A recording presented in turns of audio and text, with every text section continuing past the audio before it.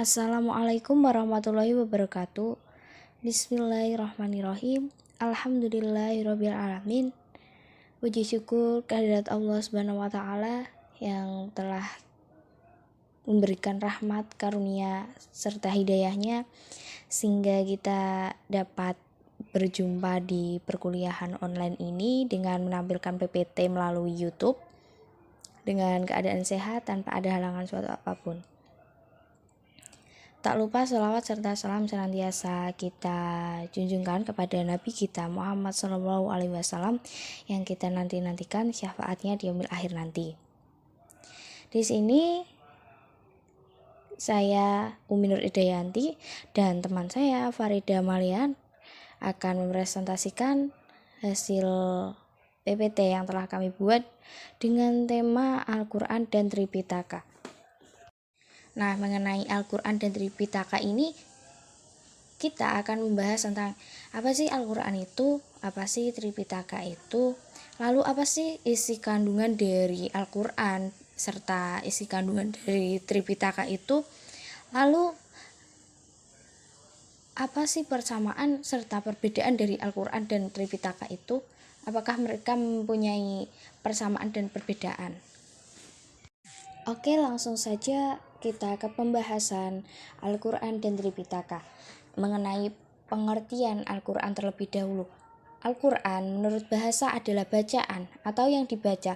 Menurut istilah, pengertian Al-Quran adalah kalam Allah Subhanahu wa taala yang diturunkan kepada Nabi Muhammad SAW. Al-Quran diturunkan melalui malaikat Jibril yang dihimpun dalam mushaf yang merupakan mukjizat Nabi Muhammad.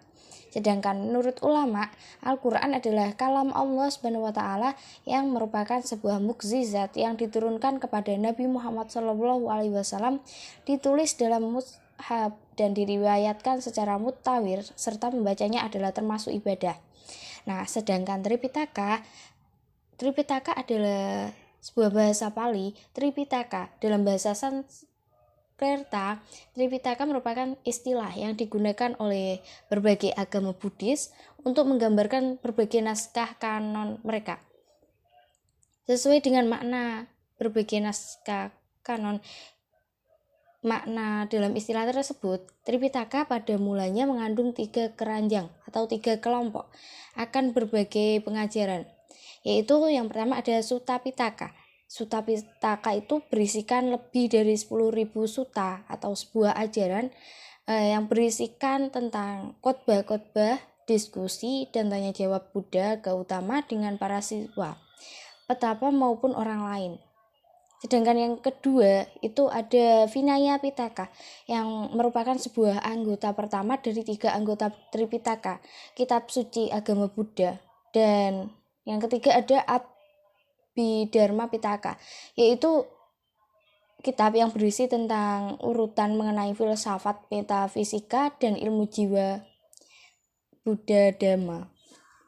Kemudian selanjutnya ada isi kandungan dari Al-Quran. Isi kandungan dari Al-Quran ini terdapat 6 hal. Yang pertama ada akidah, yang kedua ada ibadah dan muamalah, yang ketiga ada hukum, yang keempat ada sejarah, yang kelima ada akhlak, kemudian yang keenam ada ilmu pengetahuan. Kemudian yang pertama ada akidah. Jadi akidah secara bahasa berarti sebuah keyakinan. Sedangkan secara istilah artinya suatu kepercayaan yang harus diyakini dengan sepenuh hati, dinyatakan dengan lisan dan dibuktikan dengan amal perbuatan. Inti pokok dari akidah adalah tauhid atau keyakinan penuh akan keesaan Allah Subhanahu wa taala. Seorang muslim hendaknya tidak meragukan lagi keesaan dan kebesaran Allah, Tuhan alam semesta. Kemudian yang kedua ada ibadah dan muamalah. Jadi setiap manusia diperintahkan untuk menyembah Allah dengan melakukan ibadah. Artinya manusia diperintahkan untuk menyembah atau mengabdi sepenuhnya kepada Allah Subhanahu wa taala dengan tunduk, taat, dan patuh kepadanya. Selain beribadah, manusia juga memiliki kecenderungan untuk memenuhi kebutuhan hidupnya dengan manusia lain. Untuk itu, Allah mengatur hubungan antar manusia dalam Al-Quran yang disebut muamalah.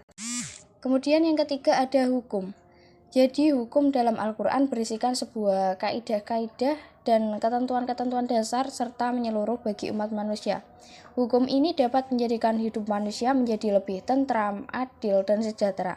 Adapun hukum yang tercantum dalam Al-Quran meliputi hukum perkawinan, hukum waris, hukum perjanjian, hukum pidana, hukum perang, dan hukum antar bangsa. Nah, untuk selanjutnya yang keempat ada sejarah. Jadi, Al-Quran ini mengungkapkan sebuah sejarah dan cerita masa lalu untuk dijadikan sebuah pelajaran atau ibrah atau sebuah pengalaman bagi umat Islam lainnya. Dalam pelajaran ini bisa menjadi pedoman untuk menjalani kehidupan agar senantiasa diridhoi Allah SWT. Banyak yang diceritakan dari sejarah Al-Quran ini seperti halnya dalam yang dilakukan oleh sahabat yang memiliki akhlak baik, senantiasa mematuhi perintah Allah dan menjauhi larangannya. Dan begitu pula sebaliknya, supaya manusia ini bisa mengambil pelajaran dari kisah-kisah tersebut. Kemudian yang kelima ada akhlak. Isi kandungan yang tak kalah penting untuk dijadikan sebuah pedoman manusia adalah akhlak. Secara istilah, akhlak adalah suatu sifat yang tertanam dalam jiwa manusia dan muncul secara spontan dalam tingkah laku sehari-hari. Figur yang bisa dijadikan suri tauladan bagi umat Islam adalah Rasulullah SAW, sebab kepribadian beliau bersumber langsung pada Al-Quran. Dengan mengikuti akhlak Rasulullah, seorang muslim akan menjadi pribadi yang berakhlak mulia dan jauh dari akhlak tercela. Kemudian yang keenam ada ilmu pengetahuan. Jadi Al-Quran banyak mengandung ayat yang mengisyaratkan ilmu pengetahuan sains dan teknologi. Ilmu ini sangat potensial untuk kemudian dikembangkan guna kemaslahatan dan kesejahteraan umat manusia. Ayat yang pertama kali diturunkan Allah adalah Al-Alaq, yaitu yang berbunyi Iqra, yang memerintahkan umat Islam untuk selalu membaca sebagai jembatan utama untuk mendalami ilmu pengetahuan. Ini sebuah isyarat bahwa Al-Quran adalah sebagai sumber ilmu pengetahuan bagi manusia. Kemudian isi kandungan dari kitab Tripitaka.